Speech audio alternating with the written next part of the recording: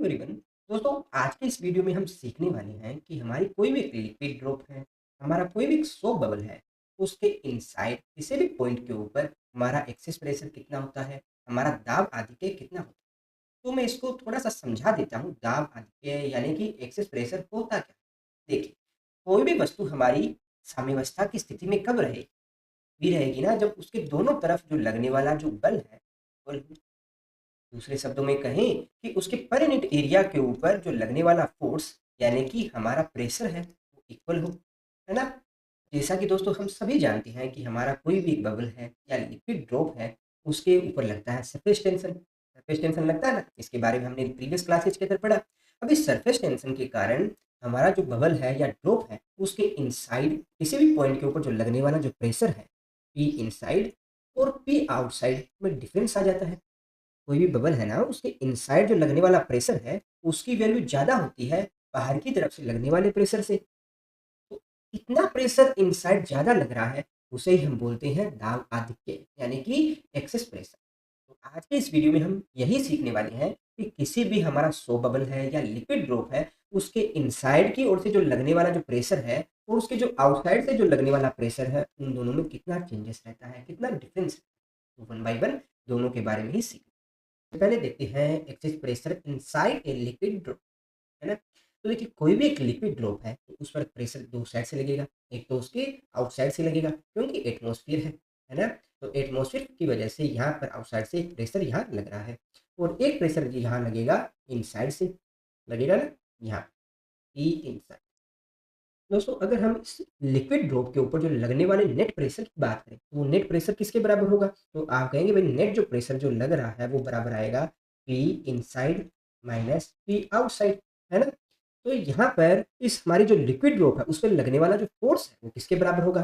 तो हम जानते हैं फोर्स और प्रेशर में क्या रिलेशन होता है? प्रेशर इक्वल टू होता है फोर्स बाय एरिया। अब लिक्विड ड्रॉप है वो किस शेप में होगी? स्फेरिकल शेप में होगी। तो मान लेते हैं हमारी इस लिक्विड ड्रॉप की जो रेडियस है वो है स्मॉल आर, ठीक है?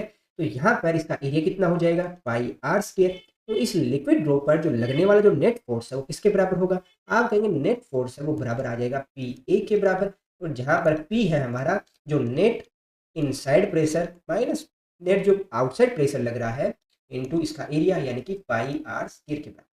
इसे हम बोल देते हैं इक्वेशन 1। तो दोस्तों, यहाँ जो हमारे पास में जो फोर्स आ रहा है वो हमारी इस लिक्विड ड्रॉप के इनसाइड और आउटसाइड जो प्रेशर का डिफरेंस है उसकी वजह से आ रहा है, इसलिए मैं इसको एफ पी से डिनोट कर देता हूँ, है ना?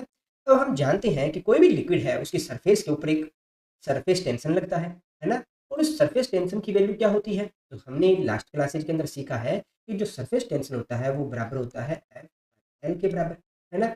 अब इस लिक्विड ड्रॉप को अगर हम इसका आधा पोर्शन है उसको हम देखें, तो हमारा जो ये लिक्विड ड्रॉप है उसकी बाउंड्री आप देख रहे हो, तो इस बाउंड्री के ऊपर एक फोर्स लगेगा, टेंशन फोर्स लगेगा ना? क्योंकि यहाँ पर आप इमेजिन करो कि हमारा जो लिक्विड ड्रॉप का ये आधा हिस्सा है, ये दूसरे आधे हिस्से के ऊपर एक फोर्स लगा रहा है, तभी तो हमारा जो ये लिक्विड ड्रॉप है वो आपस में जुड़ा हुआ है। तभी तो यहाँ टेंशन फोर्स की वजह से इसकी आकृति है वो एक गोलाकार। आप प्रीवियस क्लासेस जरूर देखिएगा इसके रिलेटेड। अब आप कहेंगे चलो सर, मान लिया कि हमारी जो लिक्विड ड्रॉप है उसकी सरफेस के ऊपर यहाँ सरफेस टेंशन लग रहा है और दोनों हिस्सों पर जो सरफेस टेंशन लगेगा वो कुछ इस तरह से होगा।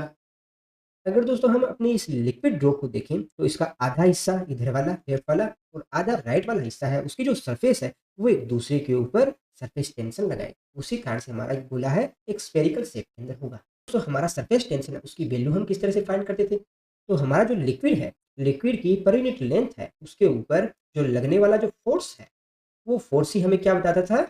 उसका सरफेस टेंशन बताता था, यानी कि surface tension equals to F by L.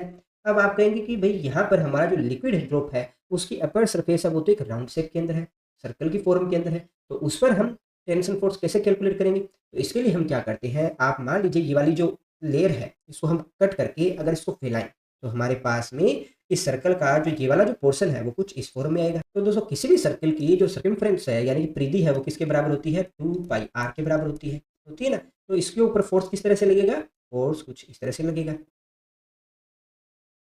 तो यहाँ पर जो लगने वाला सरफेस टेंशन है वो किसके बराबर होगा?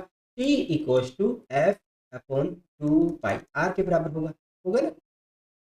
तो दोस्तों, यहाँ इस सरफेस टेंशन की वजह से जो लगने वाला जो फोर्स है वो किसके बराबर आ जाएगा? इसे हम एफ टी से डिनोट कर देते हैं। ये बराबर आ जाएगा टी इंटू 2 पाई आर। इसे हम बोल देते हैं इक्वेशन 2। अब देखिए किसी भी गोले को अगर इक्विलिब्रियम कंडीशन में रखना है अपने को, तो इस पर जो लगने वाला जो नेट फोर्स है वो 0 होना चाहिए। तभी हमारा जो ये लिक्विड ड्रॉप है वो एक इक्विलिब्रियम कंडीशन में रहेगी, यानी कि F T equal to F P होना चाहिए। यानी कि जो प्रेशर की वजह से जो लगने वाला जो फोर्स है वो बराबर होना चाहिए हमारी सरफेस टेंशन की वजह से जो लगने वाले फोर्स के बराबर, है ना। तो इक्वेशन 1 एंड 2 को जब हम इक्वल रखेंगे तो हमारे पास में क्या आ जाएगा, T into two pi r, right side में आ जाएगा हमारा P in minus P out, और साथ में आ जाएगा अपना pi r square. Both side जो करता है उसको काटते हैं तो हम देखेंगे पाई आर से पाई आर कैंसिल। तो दोस्तों फाइनली यहाँ पर हमारा जो लिक्विड ड्रॉप है उसके इनसाइड प्रेशर कितना होगा, यानी कि पी इन, इसकी वैल्यू बराबर आ जाएगी, यहाँ देखिए 2t अपॉन आर प्लस क्या आ जाएगा, पी आउटसाइड। ये वैल्यू अपने पास में आ गई है। काफी इंपोर्टेंट रिजल्ट है, इसको याद रखना। दोस्तों ये फॉर्मूला हमें बताता क्या है वो भी समझ लेते हैं। कोई भी हमारे पास में लिक्विड ड्रॉप है उसके इनसाइड की ओर से जो लगने वाला जो प्रेशर है तो हम पी इन से डिनोट करते हैं, और उसके आउटर साइड से जो प्रेशर लग रहा है जो कि हमारा एटमॉस्फेयर प्रेशर मान सकते हैं, उसे हम अगर पी आउट से रिप्रेजेंट करते हैं। तो इन दोनों का जो डिफरेंस है यानी कि P in minus P out, ये किसके बराबर होता है, 2t अपॉन आर, जहाँ पर टी क्या है, हमारे इस लिक्विड ड्रॉप के सरफेस पर जो लगने वाला सरफेस टेंशन है, क्या है, सरफेस टेंशन, और आर क्या है, हमारे इस लिक्विड ड्रॉप की रेडियस है। ठीक है। तो जैसे जैसे आर की वैल्यू बढ़ती जाएगी, जैसे जैसे आर की वैल्यू बढ़ती जा रही है, वैसे वैसे आप क्या देखोगे, 2t अपॉन आर है इसकी वैल्यू क्या होगी, कम होगी, है ना। तो कम होगी तो यहाँ पर जो लगने वाला जो प्रेशर का डिफरेंस है वो भी कम होता चला जाएगा। दोस्तों इस रिजल्ट को और अच्छे से समझने के लिए आज आप घर पर एक प्रयोग करना। आपको क्या करना है, एक पानी की बूंद लेनी है, और इस बूंद के ऊपर आपको किसी आई ड्रॉप से इस पर और पानी है वो ऐड करते रहना। आप क्या देखेंगे, कुछ समय के बाद में हमारी इस बूंद की रेडियस बढ़ती जाएगी और एक बड़ी बूंद हमारे पास में आ जाएगी। ठीक है। परंतु एक समय ऐसा आएगा जब ये हमारी जो बड़ी बूंद है वो टूट कर 2-3 छोटी-छोटी बूंदों में बदल जाएगी, है ना? ये आप करके देखिए। और ऐसा क्यों होता है? क्योंकि देखिए एक समय ऐसा आएगा कि हमारा जो ये आर है यानी उस बूंद का, बड़ी बूंद की रेडियस वो इतनी ज़्यादा हो जाती है कि जिसकी वजह से हमारा जो P in minus P outside, यानी कि जो बूंद के इनसाइड जो लगने वाला जो प्रेशर है और जो आउटसाइड जो लगने वाला जो प्रेशर है वो लगभग इक्वल हो जाएगा। और जब इनसाइड और आउटसाइड सरफेस पर लगने वाला जो प्रेशर है वो इक्वल हो जाएगा तो उस कंडीशन में हम देखेंगे इसकी वैल्यू है वो 0 आ जाएगी, और इसकी वैल्यू जब 0 आ जाएगी तो हमारा जो सरफेस टेंशन है उसकी वैल्यू भी 0 आ जाएगी। तो उसकी वजह से जब सरफेस टेंशन ही 0 हो जाएगा तो वो बूंद क्या है, टूट जाएगी, बिखर जाएगी और दूसरी 2-3 छोटी-छोटी बूंदों के अंदर बदल जाएगी, है ना? तो हमेशा याद रखिएगा जैसे-जैसे रेडियस है वो बढ़ेगी वैसे-वैसे P inside minus P outside है उसकी वैल्यू कम होती चली जाएगी। दोस्तों नेक्स्ट हम स्टडी करते हैं axis pressure inside a soap bubble, यानी कि किसी सोप बबल के अंदर दाब आदि के कितना होता है। तो पहले थोड़ा-सा आप ये समझने का प्रयास कीजिए कि हमारा जो सोप बबल है और लिक्विड ड्रॉप है उन दोनों में बेसिक क्या डिफरेंस रहता है। दोस्तों ये है हमारे पास में कोई एक लिक्विड ड्रॉप, जबकि ये हमारा बबल है। क्या आपको देखकर दोनों में कोई डिफरेंस पता चल रहा है? बिल्कुल पता चल रहा है। देखिए जब हम अपने लिक्विड ड्रॉप को देखते हैं तो उसमें सिर्फ़ आपको एक ही सरफेस दिखाई दे रही है ना? सिर्फ़ एक अपर सरफेस ये वाली ही दिखाई दे रही है। जबकि हम अपने जो बबल की बात करें, तो बबल में हमारे पास में 2 सरफेस आ जाती है। एक सरफेस तो आप ऊपर वाली देख रहे हो और एक सरफेस देख रहे हैं हम अंदर वाली, है ना? तो बस यही हमारे पास में दोनों के अंदर बेसिक डिफरेंस है। आप कहेंगे भई 2 सरफेस कैसी होती है? तो देखिए हमारा जो सोप बबल होता है वो अंदर से खोखला होता है, खाली होता है। उसकी वजह से एक तो उसके अंदर की तरफ से सरफेस बन रही होगी, जबकि एक उसके बाहर की तरफ से सरफेस बन रही होगी। अब जब 2 सरफेस बनी होगी, तो यहाँ पर जब हम सरफेस टेंशन कैलकुलेट करेंगे, तो हम ऊपर वाली सरफेस के लिए और अंदर वाली सरफेस के लिए, दोनों के लिए सरफेस टेंशन कैलकुलेट करेंगे। तो दोस्तों इस सोप बबल को आप और अच्छे से समझ पाओ, इसलिए हम इसके आधे हिस्से के इस डायग्राम को देखते हैं, जिसमें एक सरफेस आपको दिख रही है आउटर लेयर और एक दिख रही है आपको इनर लेयर। यहाँ दोनों लेयर के बीच में आपको हल्का-सा गैप दिख रहा है, परंतु वो गैप नहीं है, वो मैंने इनर और आउटर लेयर को अलग-अलग दिखाने के लिए इस तरह से डायग्राम बनाया है। ठीक है ना? अब ज़रा मुझे बताइए जो इसकी आउटर लेयर है उसके ऊपर सरफेस टेंशन कितना लग रहा है? तो अभी हमने कैलकुलेट किया, सरफेस टेंशन है वो बराबर होता है T इक्वल्स टू F/L के बराबर, और इस बबल की ये लेंथ है यानी सर्कमफ्रेंस है उसकी वैल्यू किसके बराबर होगी? तो अगर इसको हम यहाँ से कट करके अगर इसको हम फैलाएँ तो हमारे पास में क्या आ जाएगा? देखिए इसको यहाँ फैलाते हैं तो इसकी वैल्यू अपने पास में आ जाएगी। अगर रेडियस इसकी r मान लेते हैं तो ये वाली वैल्यू आ जाएगी अपने पास 2 पाई आर। तो जो सरफेस टेंशन है उसकी वैल्यू हमारे पास में आ जाएगी एफ अपॉन 2 पाई आर के बराबर। तो यहाँ से एफ की वैल्यू क्या आ जाएगी, टी इंटू 2 पाई आर के बराबर। अब इतना फोर्स तो लग रहा है आउटर लेयर पर, तो दोस्तों हमारी जो इनर लेयर है उसके लिए सरफेस टेंशन किसके बराबर होगा, T equals to F by L के बराबर। और यहाँ एल क्या है, सेम रहेगा अपना 2 पाई आर के बराबर, क्योंकि यहाँ पर जो बबल है उसकी जो इनर रेडियस और आउटर रेडियस तो बराबर रहने वाली है, दोनों जुड़ी हुई है एक दूसरे से। तो यहाँ पर हमारे पास में जो फोर्स है उसकी वैल्यू आ जाएगी 2 पाई आर और साथ में आ जाएगा टी। ठीक है, तो आउटर लेयर है उस पर लगने वाला फोर्स है उसको F1 डिनोट कर लेते हैं, इनर लेयर पे जो लगने वाला जो फोर्स है उसको F2 से डिनोट कर लेते हैं।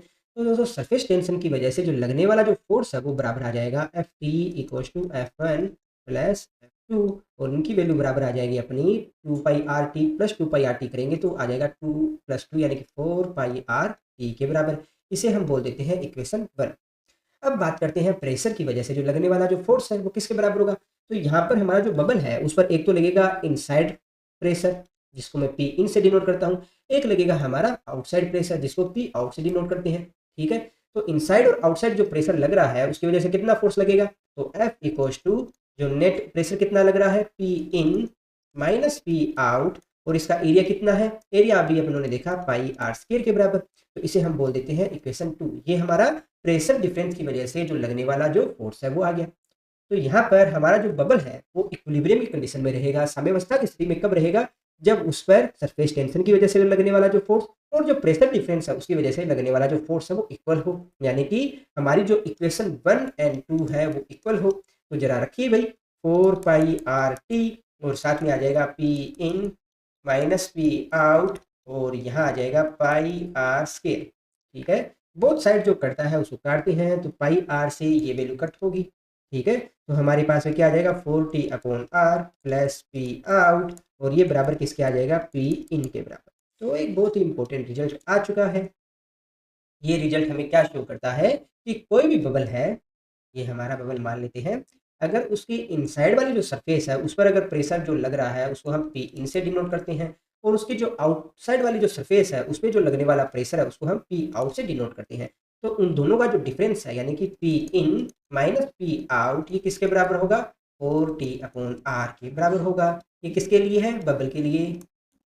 जबकि अभी थोड़ी देर पहले हमने लिक्विड ड्रॉप के लिए फाइंड किया था, तो उसकी वैल्यू किसके बराबर थी, P in minus P out equals to किसके बराबर होगा, 2t अपॉन आर। और सेम चीज यहाँ भी लागू होगी, जैसे जैसे हमारी जो आर है यानी कि बबल की जो रेडियस है वो बढ़ती जाएगी, वैसे वैसे हमारा जो P in minus P out है उसकी वैल्यू घटती जाएगी। और एक समय ऐसा आएगा कि हमारा जो बबल है उसकी रेडियस एक लिमिट से जब ज़्यादा हो जाएगी उसके बाद हमारा जो बबल है वो फट जाएगा। और ऐसा क्यों होगा, क्योंकि उस कंडीशन के अंदर हमारा जो पिन माइनस पी आउट है उसकी वैल्यू 0 हो जाएगी, तो उस वजह से हमारा जो सरफेस टेंशन है उसकी वैल्यू भी 0 हो जाएगी। तो उसी के कारण हमारा जो बबल है वो फट जाएगा। ठीक है।